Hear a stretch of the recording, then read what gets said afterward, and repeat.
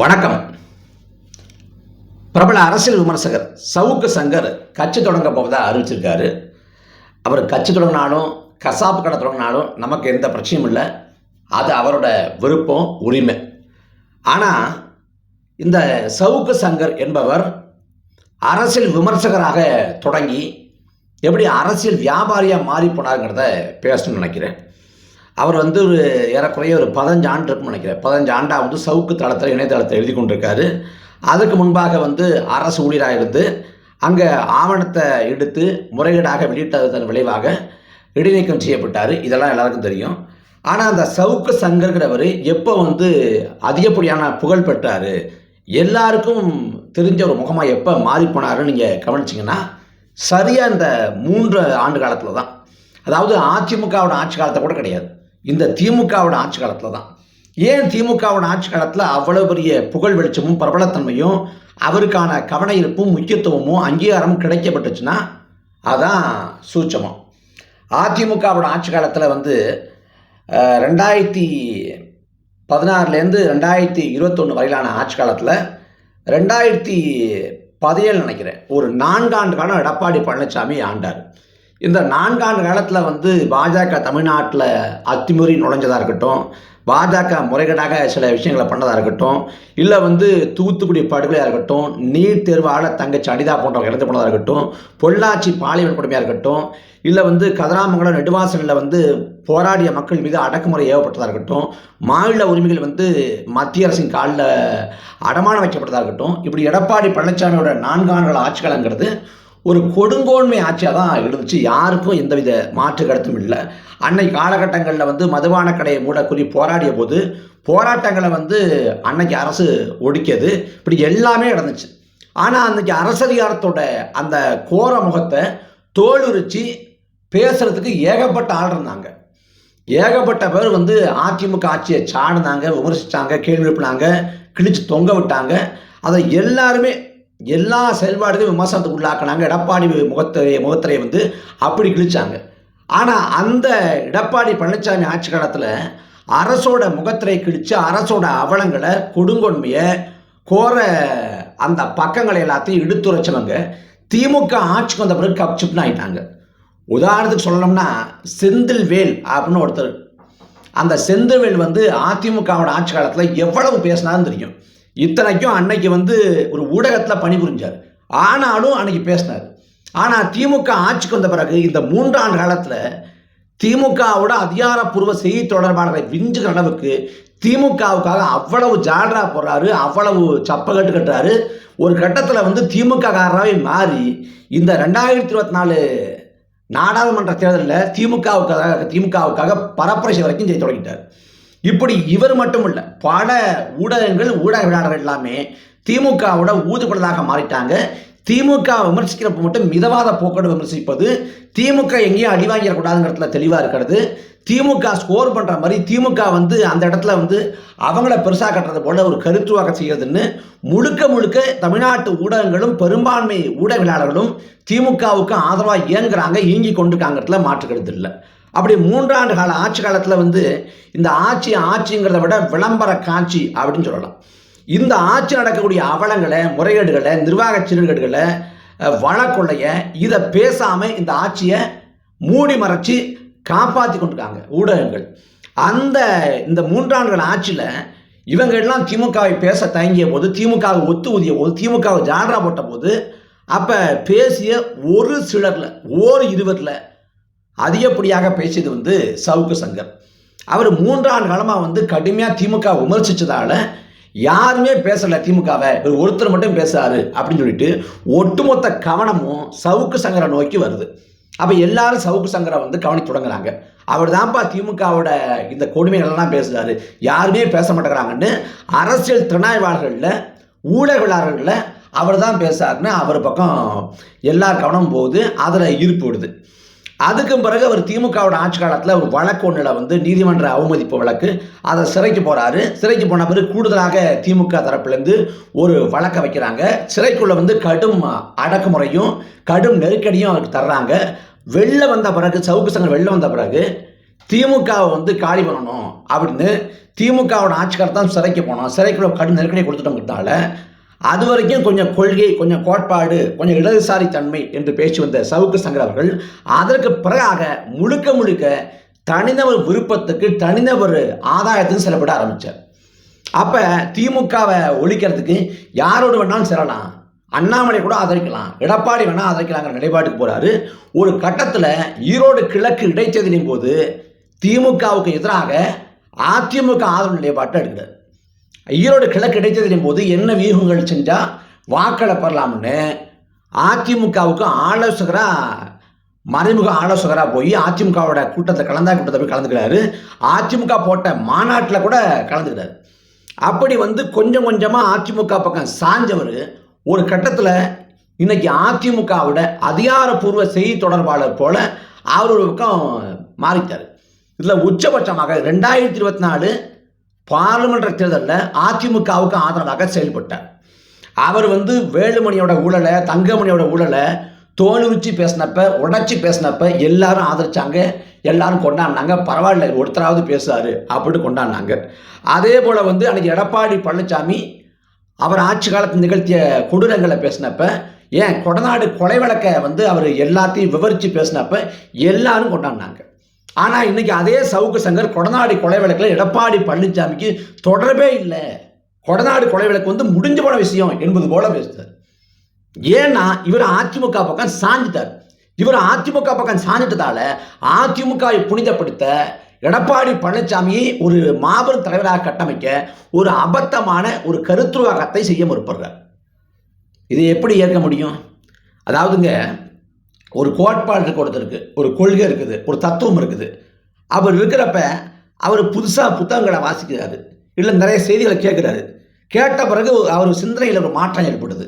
அப்போ தான் ஏற்றுக்கொண்ட இந்த கோட்பாட்டிலேருந்து, தத்துவத்திலேருந்து இன்னொரு கோட்பாட்டுக்கு ஒருத்தர் இடம்பெயர்றாரு, மாறுறாருன்னா அவரை கூட ஒரு அளவுக்கு நம்மளால் ஏற்றுக்க முடியும்.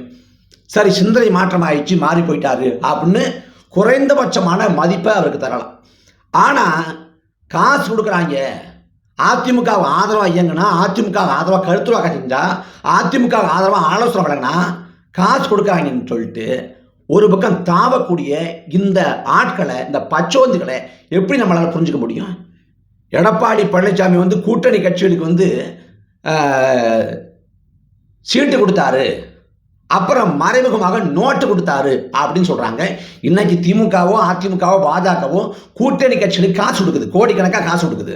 அதே போல் இந்த சவுக்கு சங்கர் போன்ற ஆட்களுக்கும் அந்த கட்சிகள் காசு கொடுக்கிறது. அப்படி எடப்பாடி பழனிசாமி கிட்ட இவர் சும்மா வந்து அவருக்கு ஆதரவாக இயங்கலை, சும்மா ஒன்றும் பேசலை, எல்லாம் வாங்கிக்கிட்டு தான் பேசுகிறார். அப்படி வாங்கிக்கிட்டு இன்னைக்கு எடப்பாடி பழனிசாமி நியாயப்படுத்தி புனிதப்படுத்தி பேசிக்கொண்டிருக்கார். இப்போ வந்து சவுக்கு சங்கருக்கு ஒரு ஓராண்டு 1.5 ஆண்டுக்கு முடியிருந்த, இல்லை இந்த ஆட்சியோட தொடக்க நிலையில் இருந்த அந்த வரவேற்பும் அந்த செல்வாக்கும் அந்த பிரபலத்தன்மையும் அந்த அளவுக்கு எப்படி கொண்டாடினாங்களோ அதே அளவு இருக்கான்னா இல்லவே இல்லை. வழக்கமாக வந்து அவர் பேசுகிற காணொலிகள்லாம், அதுவும் அண்ணன் ஃபெலிக்ஸ் ஜெரால்டும் சவுக்கு சங்கரும் பேசுகிற காணொலிகளை பார்த்தீங்கன்னா குறைந்தபட்சம் ஒரு 4 லட்சம் 5 லட்சம் வியூஸ் போகும், அவ்வளோ பார்வையாளர்கள் இருக்கும். கடைசியாக ரெட்பிக்ஸ் தளத்துக்கு கொடுத்த பேட்டியில் அண்ணன் ஃபெலிக்ஸோடு தான் உட்காந்து சவுக்கு சங்கர் பேசுகிறாப்புல. அதில் வந்து கட்சி தொடங்க போகிறேன் அப்படின்னு அறிவிக்கிறார். அதில் பார்த்தா 2 லட்சம் வியூஸ் கூட போகலை. ஏன் போகலை அப்படின்னா, அது வியூஸ் எல்லாம் ஒரு காரணியாக ஏன் பேசணும் அப்படின்னா, மக்கள் சவுக்கு சங்கரை வந்து புறந்தள்ள தொடங்கிட்டாங்க. அவர் வந்து என்ன சொல்கிறது, சராசரியாக ஒரு அரசியல்வாதி என்ன செய்வானோ அதைத்தான் அரசியல் திறனாய்வாளங்கிற போர்வையில் சவுக்கு சங்கர் செய்கிறாங்கிறத புரிஞ்சுக்கிட்டு மக்கள் வந்து கடக்க தொடங்கிட்டாங்க. அதன் விளைவாக எதுவுமே இல்லை. இப்போ வந்து அதிமுகவுக்கு சாயம் அப்படியே அதிமுகவுக்கு வந்து ஒரு புனித சாயம் பூசி அதிமுக நியாயப்படுத்த முற்படுறாரு. போகிற போக்கில் சொல்கிறாரு, மணக்கொள்ளையை எதிர்த்து யாருமே பேசலை, மணக்கொள்ளையை எதிர்த்து நான் தான் பேசுகிறேன்னு. நாம் தமிழர் கட்சி 1000 மேடைகள் சொல்லலாம், குறைந்தபட்சம் 1000 மேடைகளுக்கு மேலாக, 2000 மேடைகளுக்கு மேலாக மணக்கொள்ளை பேசுது, கனிமோட கொள்ளைக்கு எதிராக பேசுது, நீர்கொள்ளையை பேசுது, இயற்கை வளங்கள் எப்படி அபகரிக்கப்படுதுன்னு பேசுது. நாம் தமிழர் கட்சி தொடர்ச்சியாக பேசிக்கொண்டிருக்கு. இன்னும் சொல்ல போனால் ஒரு அரசியல் கட்சி சுற்றுச்சூழல் அப்படிங்கிறத பொது மேடைகளில் பேசுது, கட்சி மாநாட்டில் பேசுது, வேட்பாளர் அறிமுக கூட்டத்தில் பேசுதுன்னா நாம் தமிழர் கட்சி மட்டும் தான் பேசுது, வேற எந்த கட்சி மேடையிலும் இல்லை. இதற்கு முன்பாக சுற்றுச்சூழல் அரசியல் பேசுகிறவங்க அவங்க பூலகி நண்பர்கள் போட தனியாக அமைப்பு வச்சுருப்பாங்க, தனி இயக்கம் வச்சுருப்பாங்க, அவங்க தனியாக பேசுவாங்க. ஆனால் அரசியல் கட்சி பொதுக்கூட்ட மேடைகளில், ஆர்ப்பாட்ட மேடைகளில், ஏன் கட்சியோட மாநாட்டில் சுற்றுச்சூழல் அரசியல் பேசிச்சுன்னா நாம் தமிழர் கட்சி மட்டும்தான். சுற்றுச்சூழலுக்கான பாசறை கட்டமைச்சு அதுக்காக களமாடுற ஒரே கட்சி நாம் தமிழர் கட்சி தான். கன்னியாகுமரியில் வந்து கனிமவள கொள்ளை நடக்குது, அந்த கனிமவள கொள்ளைக்கு பேச்சு கொண்டுக்கிற கட்சி நாம் தமிழர் கட்சி. திருநெல்வேலியிலும் அதே போல் வளக்கொள்ளை, அதுக்கு எதிராக நாம் தமிழர் கட்சி பேசுது. களத்தில் போய் அண்ணன் சீமா அவர்கள் திருநெல்வேலியில் போய் பார்த்தாங்க. இப்படி தமிழ்நாடு முழுக்க வளக்கொள்ளை, மணல் கொள்ளை, கனிமவள கொள்ளை, நீர் கொள்ளை, மலைகளை தகர்த்து ஏற்றுறது எல்லாத்துக்கு எதிராகவும் தொடர்ச்சியாக மக்கள் மத்தியில் பரப்புரை செஞ்சு மக்கள்கிட்ட விழிப்புணர்வு ஊட்டி மக்களை அரசியல் படுத்தி அந்த வளக்கொள்ளைக்கு எதிராக போராடுவதற்காக தயார் செய்யக்கூடிய ஒரே கட்சி நாம் தமிழர் கட்சி. ஆனால் போகிற போக்கில் சவுக்கு சங்கர் வந்து நான் மட்டும்தான் மனக்கொள்ளை பேசுகிறேன், வேற யாருமே மனக்கொள்ளையை பேசலன்னு அபத்தமாக போகிற போக்கில் ஒரு பச்சை பொய் சொல்லிட்டு போகிறார். சவுக்கு சங்கரோட பலம் என்னென்னா, ஒரு உண்மையை சொல்லுவார், ஒரு பொய்யை சொல்லுவார். அந்த பொய்யில் வந்து ஒரு 10 விழுக்காடு உண்மை தடவப்பட்டிருக்கும். அந்த சதுரங்க வேட்டை படம் சொன்னது போல நாம் வந்து ஒரு பொய் சொல்லலாம், பொய்யில் கொஞ்சம் உண்மை இருக்கணும் என்பது போல கொஞ்சம் பொய்யில் உண்மையை கலந்து பேசுவார். அதுதான் அவரோட இயல்பு, அவரோட வாடிக்கை. தொடக்க நிலையில் வந்து நாமளும் அவருக்கு வந்து பரவாயில்ல, சரியான ஆளாக இருக்காரு, இவர் போன்ற ஆட்கள் தேவை அப்படின்னு நினச்சோம். போக போக தான் இவரோட சாயம் வெளுக்குது, எப்படிப்பட்ட அரசியல் வியாபாரிங்கிறது நமக்கு தெரிய வருது. இப்போ இந்த சமயத்தில் வந்து திடீர்னு நான் கட்சி தொடங்க போகிறேன் அப்படின்னு அறிவிச்சிருக்காரு. முன்பே சொன்னது போல் கட்சி தொடங்குறாருன்னா அது அவரோட விருப்பம், அவரோட உரிமை, அவர் என்ன வேணாலும் பண்ணலாம், என்ன வேணாலும் தொடங்கிட்டு போட்டோம், நமக்கு ஒன்றும் இல்லை. ஆனால் அதில் சொல்கிறாரு பாருங்க, இவ்வளவு நாட்களாக நாம் தமிழர் கட்சியை நக்கல் பண்ணார். நாம் தமிழர் கட்சி வந்து ஆட்சி பிடிச்ச முடியுமா, சாத்தியமா, அப்படி இப்படின்னு எகத்தனமாக பேசினார். ஆனால் அதே சவுக்கு சங்கர் சொல்கிறாரு, அரவிந்த் கெஜ்ரிவால் வந்து சாத்தியப்படுத்துகிறப்ப, மாற்றத்தை சாத்தியப்படுத்துகிறப்ப என்னால் முடியாதாங்கிறார். இதைத்தானே நாம் தமிழர் கட்சி பேசிச்சு. காங்கிரஸுக்கும் பாரதிய ஜனதாவுக்கும் மாற்றாக அரவிந்த் கெஜ்ரிவால் பஞ்சாப்லையும் டெல்லியிலையும் ஆட்சி மாற்றத்தை நிகழ்த்திய போது நாம் தமிழர் கட்சி, எளிய மக்களை அரசியல் கட்சியாக இருக்கக்கூடிய நாம் தமிழர் கட்சி சாத்தியப்படுத்த முடியாதான்னு கேட்டோம். ஆம் ஆத்மினா எளிய மக்களின் கட்சி, அதான் பொருள் தமிழ். உண்மையிலே எளிய மக்களின் கட்சி நாம் தமிழர் கட்சி தான். அப்போ கேட்டப்ப அதே நாம் தமிழர் கட்சி எள்ளி நகையாடி ஏளனம் செஞ்சது இந்த சவுக்கு சங்கர். ஆனால் அவர் சொல்கிறாரு, இன்னைக்கு கெஜ்ரிவாலால் முடிஞ்சது என்னால் முடியாதாங்கிறது. கெஜ்ரிவால் வந்து எல்லா தொகுதியும் போட்டி போட்டார். ஆனால் சவுக்கு சங்கர் வந்து சேப்பாக்கம், திருவல்லிக்கேணி தொகுதியில் மட்டும்தான் போட்டி போடுவேன், உதயநிதி எதிர்த்து போட்டி போடுவேன், அந்த ஒரே ஒரு தொகுதியை மட்டும் எதிர்த்து போட்டி போடுவேன், ஒரு தொகுதியில் மட்டும், மற்ற தொகுதியை பற்றி என்னால் முடியாது, என்னோட சக்திக்கு உட்பட்டு இவ்வளோ தான் செய்ய முடியுது. சரி, சேப்பாக்கம் திருவல்லிக்கேணியில் உதயநிதி எதிர்த்து போட்டி போகிறீங்க, சிறப்பு. அப்புறம் இப்போ சம்மந்தமே இல்லாமல் ராத்திரி ஒரு நாள் ஒரு பதிவு, டியர் விஜய் அப்படின்னு விஜயோட ட்விட்டர் கணக்கை டேக் பண்ணி ஒரு பதிவு போடுறாரு. 2026 விஜய் வர்றாரு, விஜய்க்கு எனக்கு தான் போட்டி, சஸ்பெண்டடு கிளர்க்கா இல்லை வந்து சூப்பர் ஸ்டாரான்னு பார்த்துருவோம் அப்படின்னு இவரையும் அவரையும் போட்டு ஒரு படம், இவரும் சிகரெட் போய்க்கிற மாதிரி படம், விஜயும் சிகரெட் போய்க்கிற மாதிரி படம், இதை போட்டுட்டார். எனக்கு என்ன புரியலைன்னா, விஜய் வந்து கட்சி தொடங்க போகிறது 2025 தொடங்கிவார்னு நினைக்கிறேன். 26 அரசியலுக்கு வரப்போறார், முழுமையாக வரப்போறாரு, இந்த தேர்தலில் போட்டி போட போகிறார். அவர் போட்டி போட்டார்னா 234 தொகுதியிலையும் போட்டி போடுவார். ஆனால் நம்ம சவுக்கு சங்கர் வந்து ஒரே ஒரு தொகுதியில் போட்டி போட போகிறார். அப்போ எனக்கு போட்டி விஜய்ங்கிறத அந்த வாதத்தில் என்ன நியாயம் இருக்குன்னு புரியலை. உளப்பூர்வமாக சொல்லப்போனால் விஜயை விட சவுக்கு சங்கர் நிறைய சமூக பிரச்சனைகளுக்காக பேசியிருக்காரு, அதனால் அவரை நான் உள்ளபடியே மதிக்கணும், நமக்கு ஒன்றும் இல்லை. ஆனால் ஒரே ஒரு தொகுதியில் போட்டி போடுற சவுக்கு சங்கர் 234 தொகுதியும் போட்டி போடக்கூடிய விஜயை எதிர்த்து தான் நான் சண்டை அப்படிங்கிறதுல என்னது புரிதல் இருக்குது? அப்போ கவன ஈர்ப்புக்காக உதயநிதி எதிர்த்து நான் போட்டின்னா அது இயல்பான செய்தியாக எடுத்து, விஜயை எதிர்த்து தான் எனக்கு போட்டி, விஜய்க்கு எனக்கு தான் சண்டைன்னா கூடுதல் கவனம் வருது, அதுக்காக அடித்து விடுறது.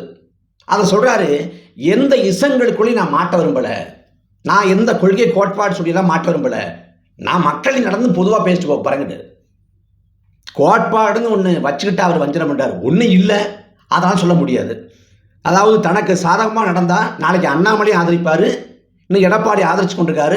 ஒருவேளை திமுகவோட ஒத்து வந்து மறைமுக பேரங்கள்லாம் படிஞ்சா திமுகவுக்காகவும் நாளைக்கு ஒத்து ஊதி ஆதரவாக இதே சவுக்கு சங்கர் பேசுவார்.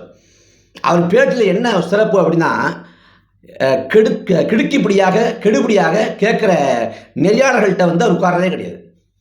அவர் பேசுகிறத வந்து ஏற்றுக்கிட்டு யார் உட்காந்துருப்பாங்களோ அப்படிப்பட்ட நெறியாளருக்கு மட்டும்தான் அவர் பேட்டி தர்றாரு. இல்லை கிடுக்கிப்படி கேள்வி கேட்டு இடக்க முடக்க கேள்வி கேட்டு அவரை மடக்கிற மாதிரி கேட்டாங்கன்னா அந்த பேட்டி திரும்ப போக மாட்டார். அப்போ இவர் வந்து எந்த கட்சியும் இயக்கம் சார்பற்றவர்கிறதுனால எதுக்கும் பொறுப்பேற்று பதில் சொல்ல வேண்டிய அவசியம் இல்லை. இப்போ திமுகனா திமுகவோட ஆட்சி நிர்வாகத்துக்கு பொறுப்பேற்று திமுகவோட செய்தி தொடர்பாளர் பேசணும். இப்போ நாம் தமிழர் கட்சினா நாம் தமிழர் கட்சி நிலைப்பாடுகளுக்கு பொறுப்பேற்று நான் பேசணும். அப்படி வந்து ஒரு கட்சி சார்பானவங்கன்னா அவங்க பொறுப்பேற்று பதில் சொல்லுங்கிற ஒரு கடமை இருக்குது. ஆனால் சவுக்கு சங்கருக்கு அப்படி எந்த கடமையும் இல்லை. அவர் வாய்ப்பு வந்தது பேசலாம். அங்கே எதுக்க உட்காந்துருக்கக்கூடிய நெறியாளரும் அவரோட அந்த அலைவரிசைக்கு ஒத்தது மாதிரி இருந்தால் தான் உட்காருவார். அப்போ அப்படி பேசி அவர் வந்து இன்னைக்கு இந்த இடத்துல இருக்கார். அப்படி பேசின பேரெல்லாம் உண்மையிலே சமூக பிரச்சனைக்காக பேசினப்ப நம்ம வரவேற்றோம், அவரை கொண்டாடணும். கடைசியாக பார்த்தா அதிமுகவை தமிழ் தேசிய கட்சிங்கிறார். ஏன் அதிமுகவை தமிழ் தேசிய கட்சின்னு சொல்கிறாரு அப்படின்னு பார்த்தா அங்கே ஒரு கணக்கு இருக்குது. இப்போ நாம் தமிழர் கட்சிக்கு வாக்கு அதிகமாகுது, விழுக்காடு அதிகமாகுது. இதில் நாம் தமிழர் கட்சிக்கு விழக்கூடிய வாக்கு தமிழர் என்று பேசி விழக்கூடிய தமிழ் தேசிய வாக்குகள். அந்த தமிழ் தேசிய வாக்குகளை அதிமுக பக்கம் தள்ளணும். அதுக்கு என்ன வழி? அதிமுகவை தமிழ் தேசிய கட்சிங்கிறது. எடப்பாடி பழனிசாமி தமிழ் தேசியம் பேசுறாருன்னு ஒரு புதிய உருட்டை வந்து உருட்டி விட்டுக்காரு இந்த சவுக்கு சங்கர். அப்போ வாக்கு அந்த பக்கம் மாற்றணும். திமுக மேலே உள்ள அதிருப்தியை, திமுக மேலே உள்ள கோபத்தை அதிமுக பக்கம் மாற்றணும்னு சவுக்கு சங்கர் வேலை செய்யாருன்னா இந்த வேலைக்கு பேர் என்ன? இந்த வேலையை செஞ்சு அவர் வாங்குற கூலிக்கு பேர் என்ன? நாம் தமிழர் கட்சி நக்கல் பண்ணார், வாட்ஸ்அப் குரூப்னு நக்கல் பண்ணார். இப்போ சவுக்கு சங்கர் ஆரம்பிக்க போகிற கட்சின்னு வச்சுக்கோமே, மிஞ்சி போனால் 50 பேர் கூட தரமாட்டாங்க. 50 அதிகம் நினைக்கிறேன். இன்றைக்கி வந்து சவுக்கு சங்கர் கட்சி விடுனார்னா ஒரு லெட்டர் பேர்டு கட்சிக்கு என்ன மதிப்போ அதே அளவுக்கு தான் இருக்க போகுது. அப்படி அவர் கட்சி விடுறாருனா நாம் தமிழர் கட்சி வாட்ஸ்அப் குரூப்பில் நக்கல் பண்ணார், நையாண்டி பண்ணார். இங்கே 7 விழுக்காடு வாக்கு வரைக்கும் நாம் தமிழர் கட்சி கொண்டிருக்கு. பல லட்சக்கணக்கான தொண்டர்களை கொண்டிருக்கு. உலகம் முழுக்க நாம் தமிழர் கட்சி கிளை இருக்குது. ஆனால் எளிய மக்களின் உழைப்பால் நாம் தமிழர் கட்சி உயர்ந்து வருது. நாம் தமிழர் கட்சிக்கு எந்தவித பின்புலம் இல்லை. ஆனாலும் வளர்ந்து வந்திருக்கோம். அதை அங்கீகரிக்காமல், அதை வரவேற்காமல் அவரோட தனிப்பட்ட வன்மத்தையும் காழ்ப்புணர்ச்சியும் காட்டுவதற்கு போகிற போக்கில் வாட்ஸ்அப்புங்கிறது. இப்போ சவுக்கு சங்கர் வந்து தொடங்க போகிறார்ல கட்சி, அந்த கட்சியில் வாட்ஸ்அப்பில் சேர்க்க கூட ஆள் இல்லையே. கடைசியாக சொல்கிறாரு, நான் எல்லார்கிட்டையும் ஆதரவு கேட்பேன், அதிமுக கிட்ட கேட்பேன், பாஜக கிட்ட கேட்பேன், நாம் தமிழர்கிட்ட கேட்பேன், திமுகவோட உதயநிதியை பிடிக்காதவங்கள்ட்ட அவங்ககிட்டையும் ஆதரவு கேட்பேங்கிறது.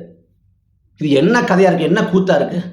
இவ்வளோ நாட்கால கலை யதார்த்தம் அப்படி இல்லைங்க, கலை யதார்த்தம் வேற மாதிரி இருக்குது அப்படின்னு பேசினவர் இன்னைக்கு நம்பிக்கை அடிப்படையில், உணர்வு அடிப்படையில் தான் பேசுகிறார். அப்போ நம்ம எப்படி பார்த்தாலும் கட்சி தொடங்கன்னு போட்டார். செப்டம்பர் மாதம் கட்சி பேர் அறிவிக்க போகிறாராம்.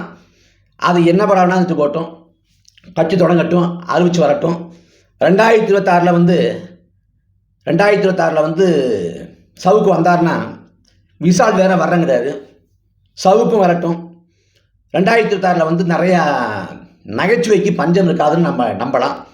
அதில் முக்கியமான பாத்திரத்தை நம்ம சவுக்கும் பெறுவார். நாம் தொடக்கத்தில் வந்து சவுக்கு வந்து சிறப்பாக பேசுவார், சமரசம் இல்லாமல் அந்த மண்ணுக்காக மக்களுக்காக ஓஞ்சி குரல் எழுப்புறாரு அப்படின்னு அவருக்காக சில்லறை சதற விட்டோம். கடைசியெலாம் தெரியுது அவரே ஒரு சில்லறன்னு.